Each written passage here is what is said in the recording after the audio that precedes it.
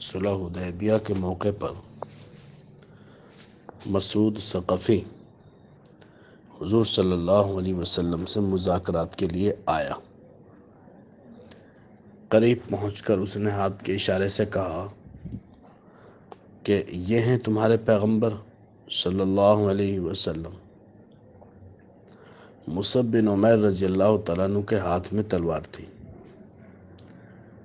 جیسے ہی مسعود ثقفی نے حضور کی طرف ہاتھ سے اشارہ کیا، حضرت مصعب بن عمیر نے الٹی تلوار اس کے ہاتھ پر ماری اور فرمایا کہ خدا کے دشمن، تجھے معلوم نہیں ہے کہ نبی سے کس طرح بات کی جاتی ہے؟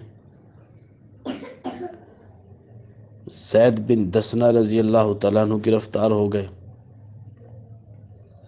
مشرکین نے ایک میدان میں لے جا کر ان کو مارنا چاہا۔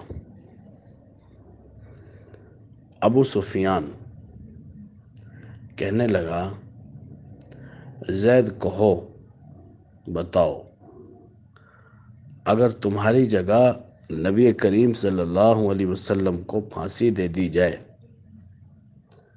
اور اس کے بدلے میں تمہیں رہائی مل جائے تو کیا تمہیں یہ سودا منظور ہے؟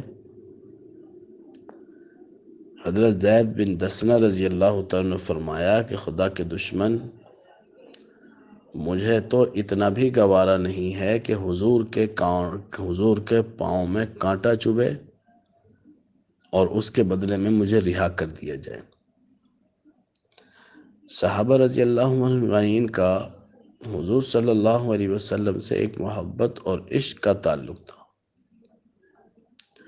حضور صلی اللہ علیہ وسلم کی ذات اقدس سے محبت، آپ کی بات کو اہمیت دینا۔ ایک صحابی سونے کی انگوٹھی پہن کے حضور کی مجلس میں آ گئے تو آپ علیہ السلام نے ناراضی کے ساتھ وہ انگوٹھی اتاری اور پھینک دی۔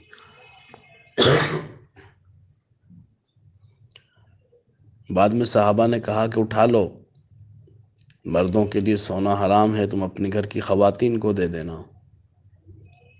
فرمایا کہ جس چیز پہ نبی کریم صلی اللہ علیہ وسلم کی غضب کی نظر پڑ گئی وہ میرے گھر کی عورتیں بھی استعمال نہیں کر سکتی۔ اس انگوٹھی کو پھر ہاتھ نہیں لگایا۔ چادر، سرخ رنگ کی چادر اوڑھ کے آگے ایک صحابی جو مردوں کے لیے مناسب نہیں، تو حضور صلی اللہ علیہ وسلم نے ناگواری کا اظہار فرمایا۔ یہ گئے اور جا کر تندور کے اندر ڈال دی۔ کسی نے کہا کہ آپ خود استعمال نہ کرتے، اپنے گھر کی خواتین کو دے دیتے کہ ان کے لیے تو اس کا استعمال جائز تھا۔ فرمایا کہ جس چیز پہ رسول اللہ صلی اللہ علیہ وسلم کی غضب کی نظر پڑ گئی اس کو میرے گھر کی خواتین بھی استعمال نہیں کر سکتی۔ یہ جذبہ تھا صحابہ رضی اللہ عنہ اجمعین کا۔ حضور علیہ السلام ایک دفعہ کہیں سے گزرے، ایک گھر تعمیر ہو رہا تھا، فرمایا کہ کس کا ہے؟ بتایا گیا، آپ نے ناگواری کا اظہار کیا۔ اور مسجد نبوی میں جب وہ صحابی آئے، انہوں نے سلام کیا، آپ نے سلام کا جواب نہ دیا۔ اس نے پوچھا کیا معاملہ ہے؟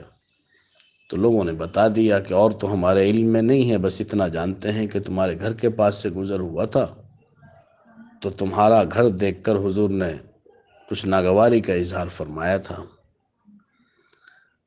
یہ صحابی گئے اور جا کر گھر گرا دیا اور آ کر بتایا بھی نہیں حضور کو۔ کچھ دن کے بعد جب حضور علیہ السلام کا خود وہاں گزر ہوا اور دیکھا کہ وہ گھر گر چکا ہے، تب حضور صلی اللہ علیہ وسلم نے ان صحابی کے ساتھ اپنے شفقت اور رحمت کا معاملہ فرمایا۔ حضور علیہ السلام یہ نہیں چاہتے تھے کہ صحابہ جو معیار دین ہیں، آنے والی نسلوں کے لیے نمونہ ہیں، وہ زندگی اختیار کریں جو ایک آئیڈیل زندگی نہیں ہے۔ جائز تو تھا لیکن معیاری زندگی جو حضور علیہ السلام صحابہ کو دینا چاہتے تھے اس کے خلاف تھا۔ یہ حضور کی زندگی کے